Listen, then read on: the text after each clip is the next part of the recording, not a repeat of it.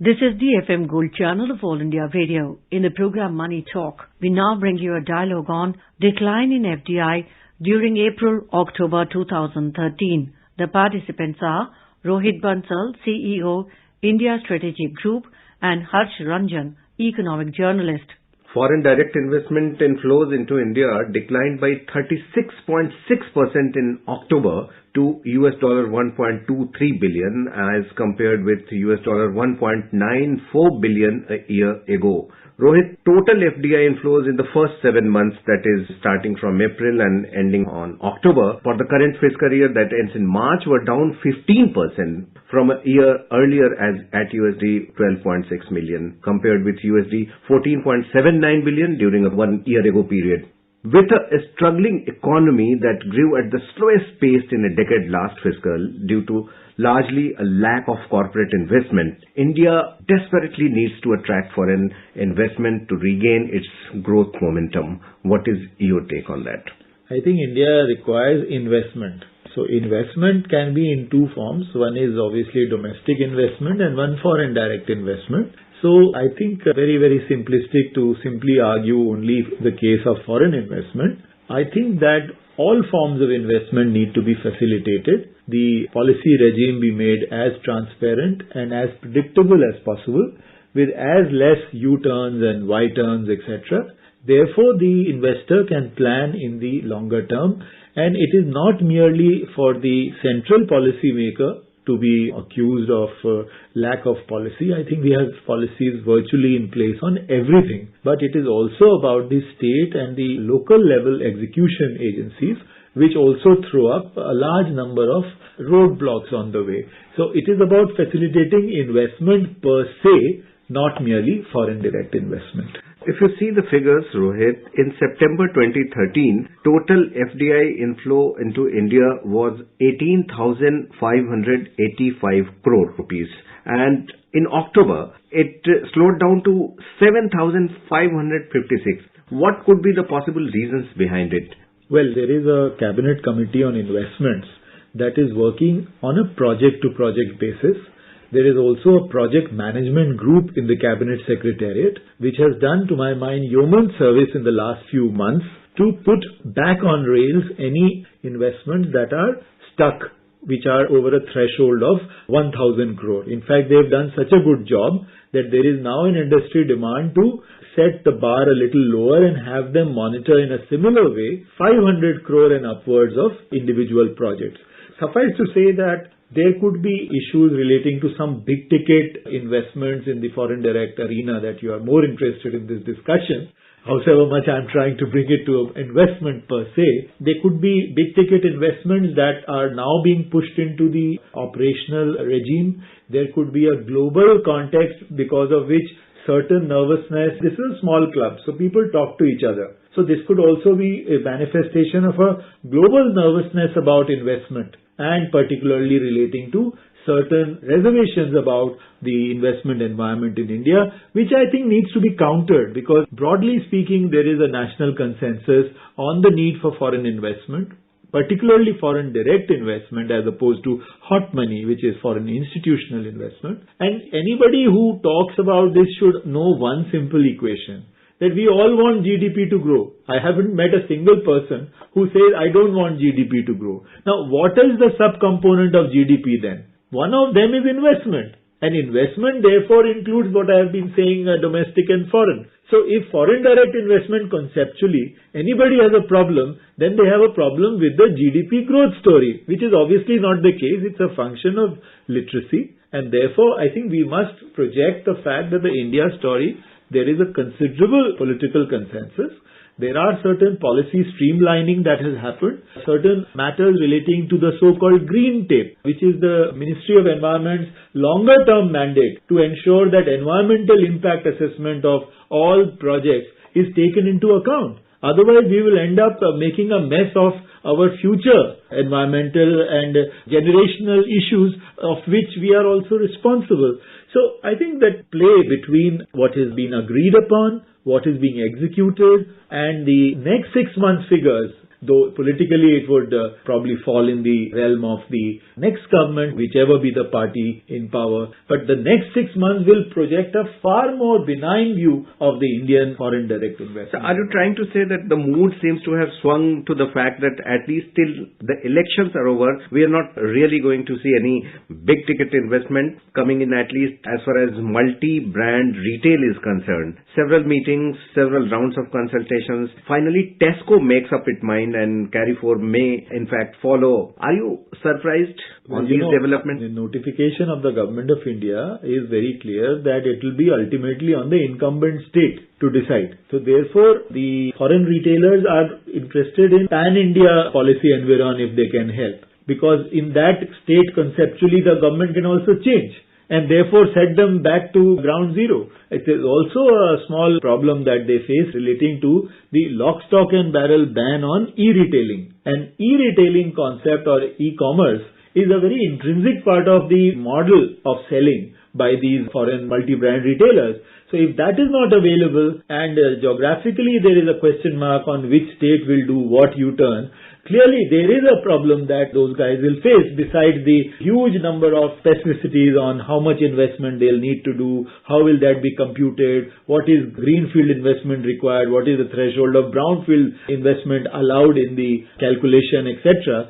So it is not that easy policy environ. And we must only remember one thing, that GDP is a part of national security. GDP comes through investment. Investment comes through foreign and domestic. And these should be facilitated if we have to compete not merely in South Asia but in Asia. The Chinese have done a lot of work on making themselves a comparable investment destination next only to the United States. We are in the same region and competing perhaps for the same FDI. You're talking about brownfield investment, but do you think a clarification on brownfield investments is perhaps in the offing?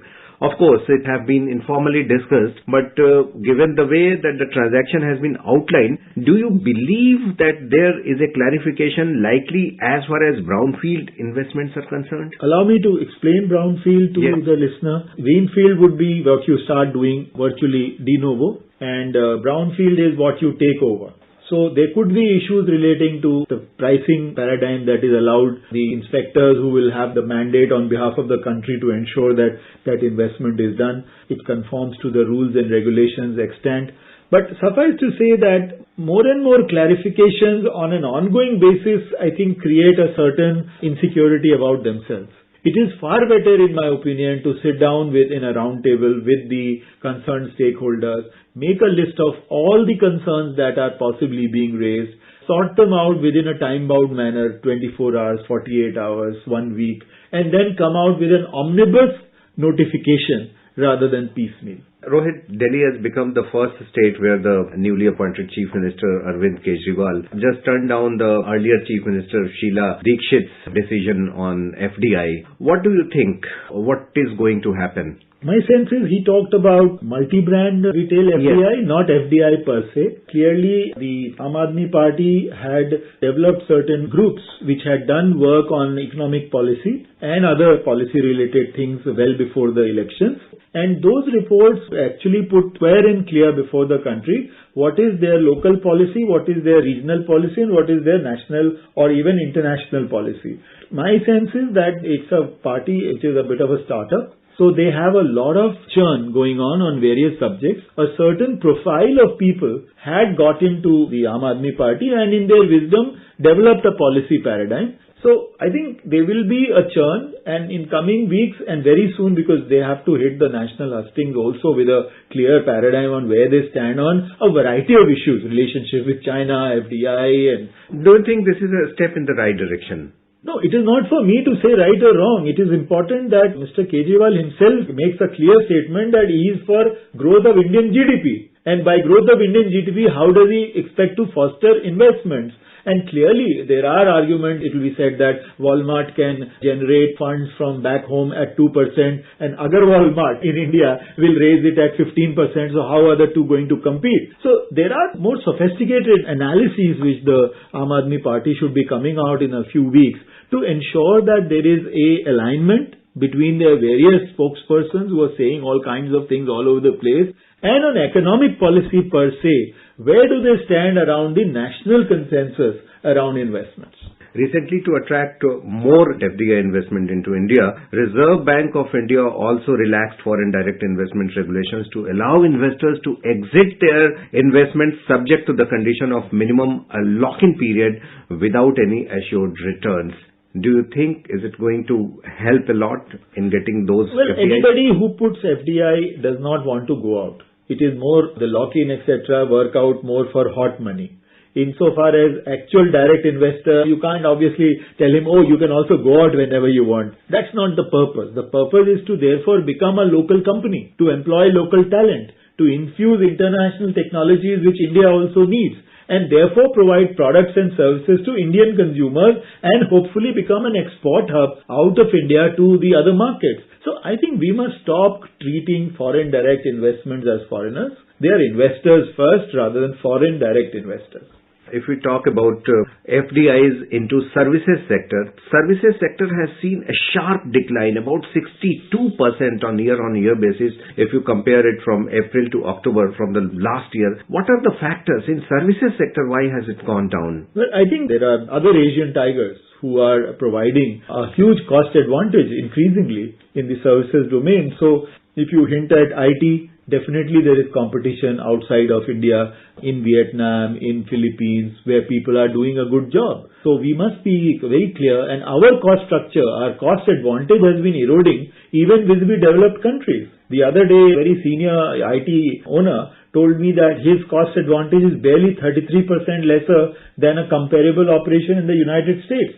Now that's probably not worth it, because for that investor, there are enough tax breaks, and the US itself is creating an ecosystem where they retain innovation and investment within, rather than allow companies such as, even let me illustratively very quickly mention Apple. It's not services, but it is partly services and partly hardware. Apple is under a very serious probe on how they need to stop creating more and more value outside of the US, because then their tax breaks are going to go. And they are increasingly telling the US government and assuring the senators and the congressmen that we are going to do much of our work from the United States itself. So these are trends which people who are rabid rightists or leftists need to understand, and then see where are we on the India story.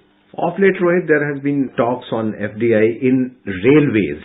But there are some concerns that on safety measures, on tracks, you cannot take FDIs. Will it be only for dedicated freight corridors?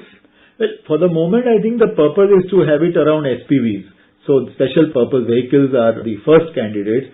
But railways per se are as big a candidate for international investments as, say, the airways are or the waterways are. So beyond security paradigm, we need to understand that Indian Railways is in crying need for more infusion of funds.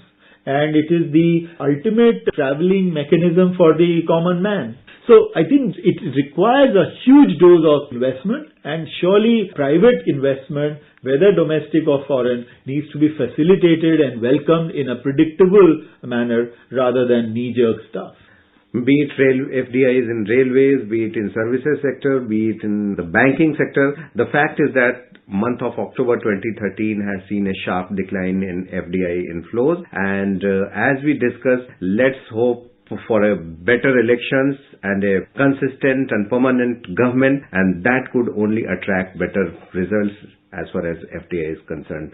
What will you say to sum up this? Well, I would sum up saying it is not just about the government. It is government plus state government plus every single person who comes in touch with an investor. So I could be an income tax inspector, I could be an environment and forest clearance person. One should be given very clear guidelines and accordingly say yes and no, and quickly give the person a welcoming treatment. Atithi Devo Bhava should not only be for tourists but also for investors. Thank you, Rohit. You were listening to a dialogue on decline in FDI during April-October 2013. The participants were Rohit Bansal, CEO, India Strategic Group, and Harsharanjan, economic journalist. It came to you in the program Money Talk, produced and presented by the News Services Division of All India Radio. This program is also available on our website, newsonair.nic.in. You may email your opinion about this program at airnsdtalks@gmail.com.